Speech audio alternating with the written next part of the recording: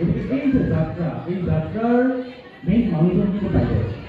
বাইদেউ নাথাকিলে আজি শংকৰ কলিতা এটা বিগ হিৰ'। গতিকে বাইদেউ লটছ অফ থেংকছ। আপোনাৰ দৰে এজন মেণ্টৰ গুৰু, মোৰ মাৰ দৰে এনেকুৱা ধৰণৰ মানুহ এজন পোৱা কপাল লাগিব, মোৰ আছে, মই পাইছোঁ। থেংক ইউ ছ' মাছ।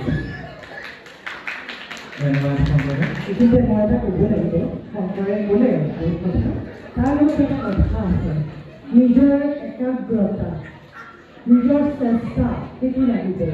মানুহে পথ দেখুৱাই দিব পাৰে, জখলাখনত উঠিবৰ কাৰণে দেখুৱাই দিব পাৰে, কিন্তু জখলাখনত উঠি যাওঁতে নিজৰ চেষ্টা, নিজৰ আগ্ৰহ, একাগ্ৰতা সেইটো কিন্তু লাগিব, যিটো শংকৰৰ আছে।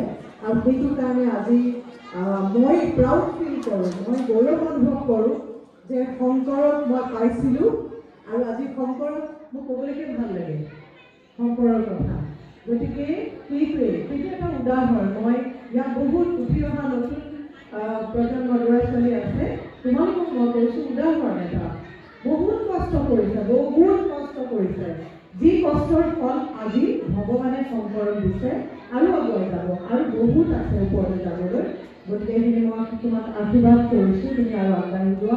আৰু সকলোকে মই কৈছোঁ যে আশীৰ্বাদ কৰিছোঁ, খালি এটা বস্তু নামানিবা, মনত কিন্তু কেতিয়াও অহংকাৰ ভাৱটো নানিবা। মই প্ৰথম শংকৰক সেইটোৱেই কৈছিলোঁ যে মনত অহংকাৰ ভাৱ নানিবা, সদায় নিজকে মানে মই এতিয়াও শিকি আছোঁ। মানুহ শিকা শেষ নহয়, কোনেও কেতিয়াও ক'ব নোৱাৰে যে মই চব জানো, মই নোৱাৰোঁ ক'ব। মই এতিয়াও শিকি আছোঁ, মই তোমালোকৰ পৰাও শিকিব পাৰোঁ। বহুত বস্তু এনেকুৱা থাকে যে সৰু ল'ৰা ছোৱালীৰ পৰাও শিকিবলগীয়া থাকে। গতিকে কেতিয়াও মনত নাভাবিবা যে মই ইমান ধুনীয়া নাচোঁ, ইমান ধুনীয়া গান গাওঁ, ইমান ধুনীয়া এইটো কৰোঁ। সেই ভাৱটো কেতিয়াও নানিবা। যেতিয়ালৈকে মনত অহংকাৰ নাহে তেতিয়ালৈকে সদায় ভগৱানৰ আশীৰ্বাদ পাই যাব।